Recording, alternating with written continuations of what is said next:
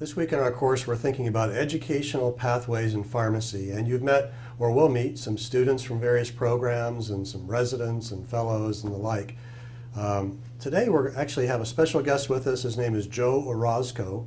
Joe is the Director of Student Services here in our College of Pharmacy at Ohio State University and has been very involved in the admissions process, especially for PharmD students. So his insight should be very helpful to you if you're a prospective student. So Joe, welcome. Thank you. It's a great pleasure to have you here. Yeah, happy to be here. And I'd like to start off by asking you this question. I guess it's an obvious one, but could you please briefly describe what a typical PharmD admissions process is like? Sure. The typical PharmD admissions process is probably longer than you'd think. It's about 12 to 18 months out when it starts. So this process, it really starts, of course, with everything that you do beforehand, but you're going to start researching schools, thinking about where you want to go. Mm-hmm. The PharmCast app starts usually June of the year before you actually want to start school. So you may start as early as June and then start school in August that next year. Mm-hmm. So it lasts quite a while. It's a neat process, but it is a lot of hurry up and wait. Gotcha. You want to get your application in, and then you want to wait until you get contacted. And could you kind of just briefly tell us the key elements of this process? What are the things that I'm giving you if I'm applying? Sure. The things you provide through PharmCast are academic record, PCAT scores, personal statements. There's a lot of things that are part of it.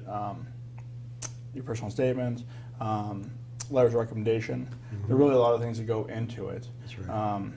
So it takes a while. It takes a while to aggregate all the information. Yeah. And then ultimately, if I'm a strong candidate, I might be invited for an interview, right? And that goes into the equation as well. Yeah, and the interview really, you have the application process, but then you move into the interview stage, where you'll be traveling probably to a couple different schools if everything goes the way you want it to, and meeting faculty members, meeting staff, meeting students. Yeah, it's important. Yeah.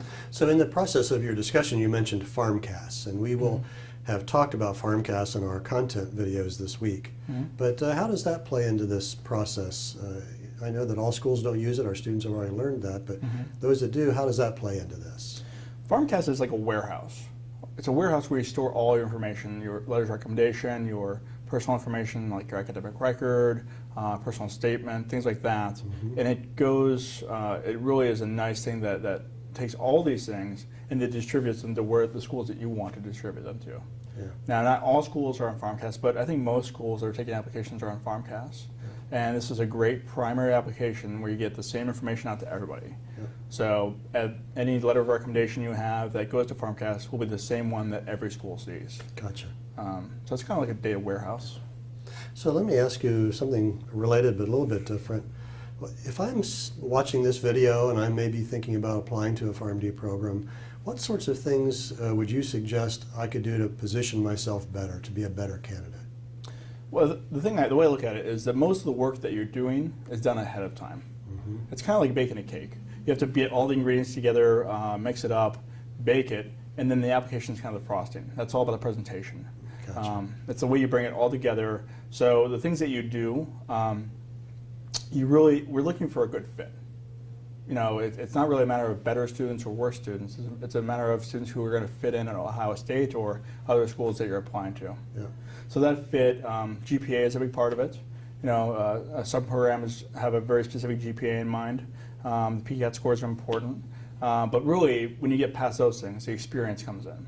Whether it's volunteering or work or other things that a student has done to signal themselves out. And you've mentioned PCAT a couple of times. We've studied that in our course as well, the Pharmacy College Admissions Test. How critical, and we also learned that, again, not all schools use the PCAT. But how important is that, do you think, in the grand scheme of things? I think that it really depends on the school. And that's a hard thing to gauge from the student's point of view. From an admissions point of view, you'll see different numbers all over the place. For our program, it's important, but for lots of other programs, they may not use it at all. They may use it, but not have it be a very important aspect of the application. But really, it ranges. I think that the PCAT is something that, if you're going to take it, it's really important to do well. So you want to make your best effort to do well. So Joe, we've talked about things that a student can do to make themselves more competitive. On the flip side of that question, are there deal breakers or things that I might do as a candidate that would really be bad in that process, that could really hurt me? I think the application is all about communication. When you're looking at a student, you want them to be committed to the profession. So if you have a trouble demonstrating that, if you're not able to say, I've done X, Y, and Z, X number of volunteering, I've worked in a pharmacy, a student should understand the commitment they're making. So when you don't understand that, or if you haven't done the research, I think that hurts students. Okay. There's the obvious things like GPA and PCAT being outside of the requirements, but a lack of commitment, lack of effort, not being able to understand the profession and the commitment they're making is really, I think, the biggest thing for us that we see. Gotcha. Most of the students that we get to the interview stage, we really think that they're going to do well. So we want to bring them in and hopefully admit them. Yeah. So deal breakers could be some, as you said, obvious things like, do I have the right grades, or the right test scores? Sure. But you're looking for fit, and looking for does this fit. person know this? Yeah, and somebody who wants to do the job and be a pharmacist for the sake of helping patients. That's an important thing, and that's not everybody who applies wants to get in, but it should be for the right reasons. Yeah. So as much as we can, we try to gauge that in the application process. Now you've mentioned fit a couple of times, and I like the fact that you brought that up. It's an important thing, and fit's a two-way street, right? So, like I'm applying for a job, or any kind of a position I'm trying to seek. The fact that I ought to be doing some work to understand what this place is about, understand their curriculum, understand their culture, understand their students, the faculty, and all that. And the more I do that, the better candidate I might be. And then on the other hand, I ought to be looking as a candidate about, does this place seem what I want, correct? So it's fit both ways, is that right? Absolutely. We talked about it being a long process, 12 to 18 months, and really the beginning of that should be learning about new schools. There's the AACP has something called the Pharmacy School Admission Requirements, and that's a great publication that's free of charge, available to everybody, that you can go and find out more than you ever want to know about just about any school. Sure. And students should start looking at that when they're considering pharmacy school. PharmCast has some school pages, but we tell our own students, I think all students should really think about not just being evaluated while they interview, not just being evaluated while they're applying, but making sure they evaluate the schools to see if that's where they want to call home for the next 4 years or 3 years, to see if that's where they want to say they're alumni from. The experience you receive there can vary greatly, so it's important that you find it a place that you want to be. Yeah. It's going to make it a lot easier to do well. Yeah, it's important both ways, because they're going to be checking you out, and you need to be checking them out, right? Yeah, and it's easy to forget that when you're applying. You're so worried about getting in that you forget to open up and look at your surroundings. So you mentioned AACP, the American Association of Colleges of Pharmacy. We've mentioned that week in our course as well.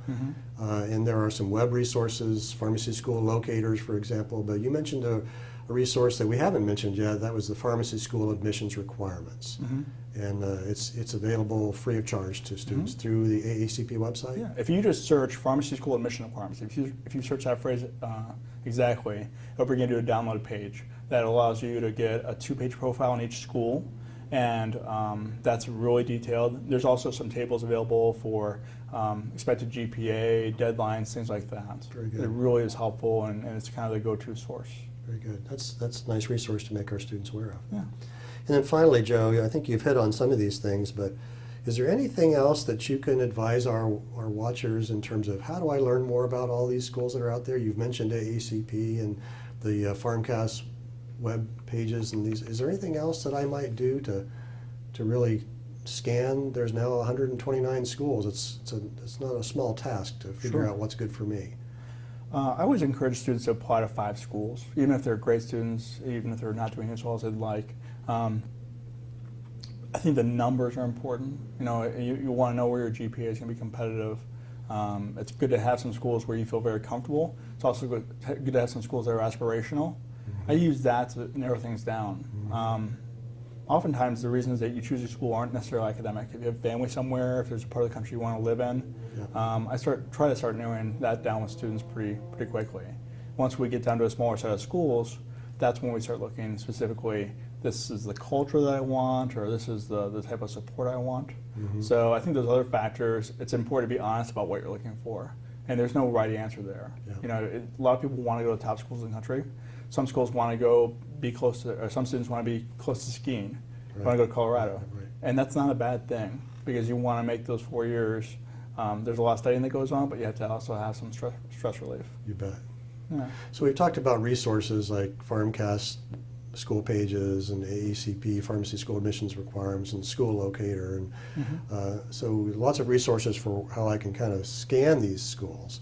But I think what the point you're making is a good one. You ought to have some kind of parameters in mind that are really important to you. Yeah, and you want to have your personal values and how they line up with schools and location, but you also want to get in contact with them. A lot of students don't go as far as picking up the phone, don't go as far as visiting, and the investment of time and money you're going to make is big. It's a huge investment.